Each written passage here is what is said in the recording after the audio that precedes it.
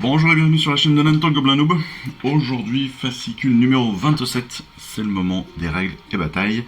Alors, pour les règles, on est sur les règles de base, c'est la page 7 et 8 et 9. Et bah non, 7 et 8.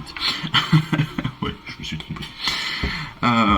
Pour ces règles de base, eh bien, on reprend tout simplement l'attaque, avec les différentes phases d'attaque, l'attaque de tir, l'attaque de combat, les explications là-dessus, et puis surtout les séquences de l'attaque, avec le jet de touche, le jet de blessure, le jet de sauvegarde, et puis la résolution des combats, des dégâts, pardon. Mais surtout, nouvelle information, on l'a vu là, sur les dernières vidéos, on a maintenant des aptitudes de commandement, avec des points de commandement à dépenser. Et bien, en phase d'attaque, on va avoir deux possibilités d'aptitude de commandement. La première, c'est attaque en règle, et la seconde, défense en règle. Alors techniquement, elles se ressemblent, bien évidemment. La première, attaque en règle, va vous permettre tout simplement de choisir une unité ennemie pour la faire tirer à votre phase de tir, ou pour la faire combattre à la phase de combat. Et en fait, cette attaque en règle va permettre d'ajouter 1 au jet de touche pour les attaques jusqu'à la fin de la phase. Donc très simplement, pour la défense en règle, eh bien c'est un petit peu la même chose, sauf que on va ajouter 1 au jet de sauvegarde pour les attaques que notre unité va subir. Si on prend le tutoriel qui est juste à côté, évidemment, on a les Hobgrots là qui vont utiliser justement cette attaque en règle, et en fait, elles ne vont plus toucher à 4, mais elles vont toucher à 3. Ce qui veut dire que sur le lancer qu'elles vont faire là dans notre exemple, eh bien, les touches vont être prises en compte à partir de 3. C'est-à-dire que 1 et 2 ne comptabiliseront pas comme une touche.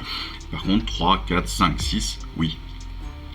Pour la défense en règle, eh bien, c'est la même chose, comme je l'ai dit.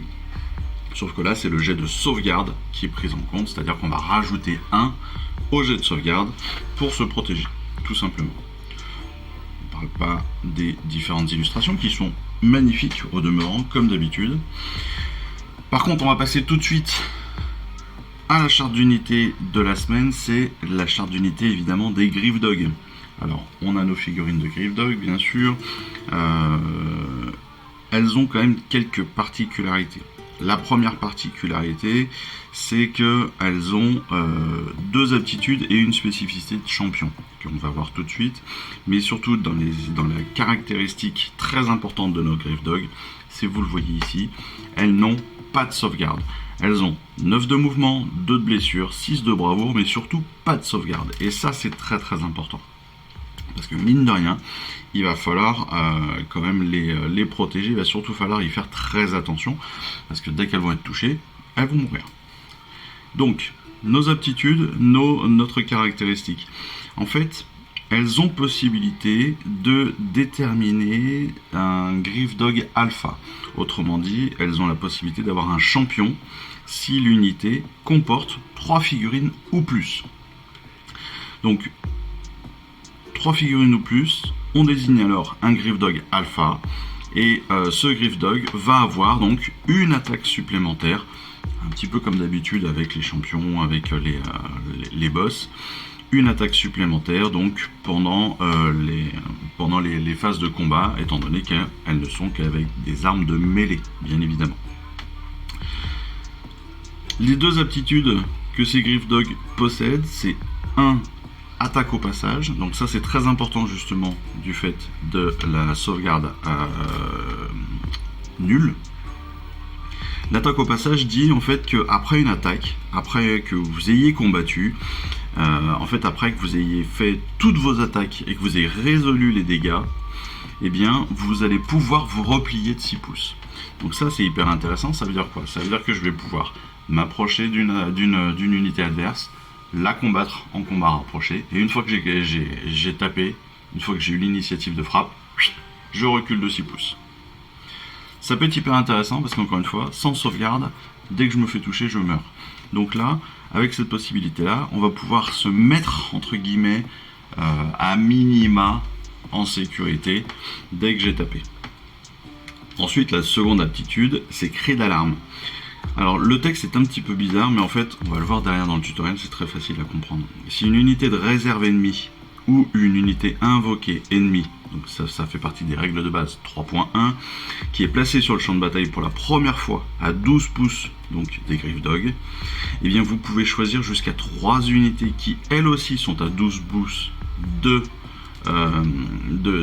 notre unité de Griff Dog pour la faire tirer, pour les faire tirer sur l'unité ennemie. Et toutes les attaques de tir d'une unité d'éternel de l'orage choisies de cette manière doivent cibler l'unité de réserve ou l'unité invoquée. Ça veut dire qu'en gros, vous avez vos Griff Dog.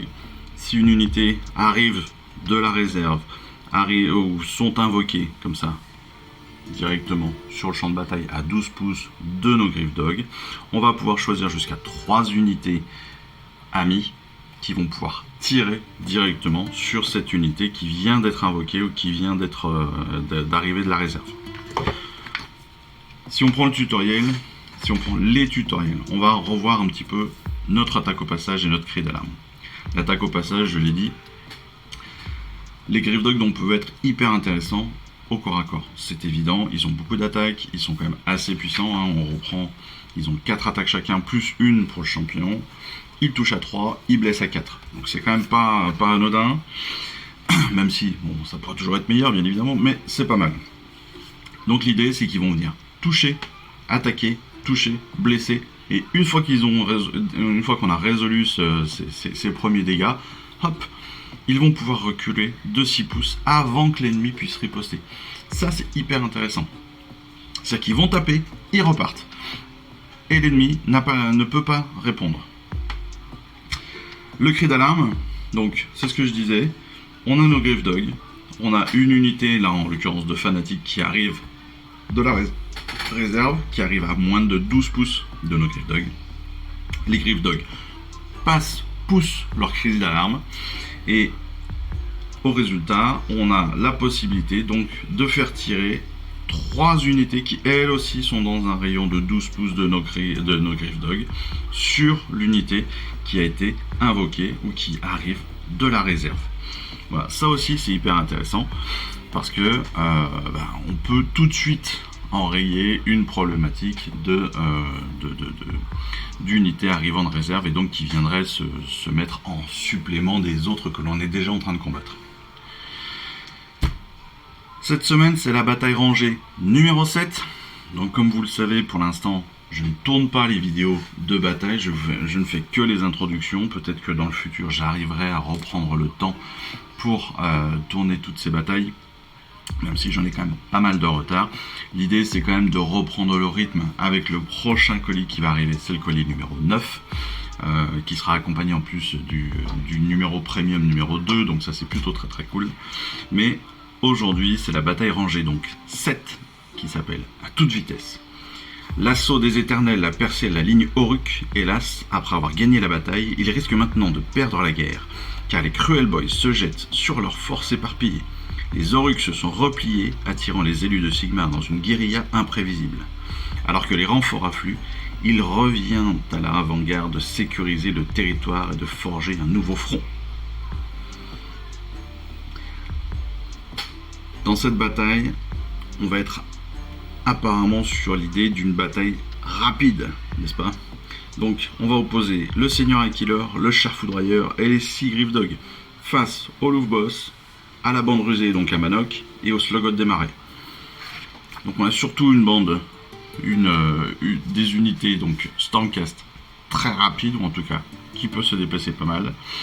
On va utiliser les 2 tapis, des territoires de déploiement opposés dans les coins avec des décors au milieu qui vont venir séparer le terrain. On en reparlera très certainement si je fais les vidéos de bataille, mais voilà, pour l'instant on va en rester là. En tout cas, j'espère que cette vidéo vous aura plu, j'espère que vous aurez bien compris les différentes aptitudes de nos Griff Dog, que vous aurez aussi bien compris les différentes aptitudes de commandement que vous pouvez retrouver dans la phase d'attaque. Si ce n'est pas le cas, n'hésitez pas à revoir la vidéo, bien sûr. Et puis surtout, écoutez, moi j'espère que On se retrouve très bientôt dans une prochaine vidéo. En attendant, moi je vous remercie bien évidemment de me suivre et de m'encourager encore une fois. C'est toujours hyper appréciable. Et puis moi il me reste plus qu'à vous souhaiter une excellente fin de semaine et surtout vous dire à très très vite. Allez, je vous embrasse. Ciao, bye bye. Je vous remercie d'avoir suivi cette vidéo. Si ça vous a plu, eh bien abonnez-vous, lâchez un petit like et un commentaire et suivez-moi sur Instagram. Instagram où je poste régulièrement des photos de mes dernières réalisations et dernières peintures.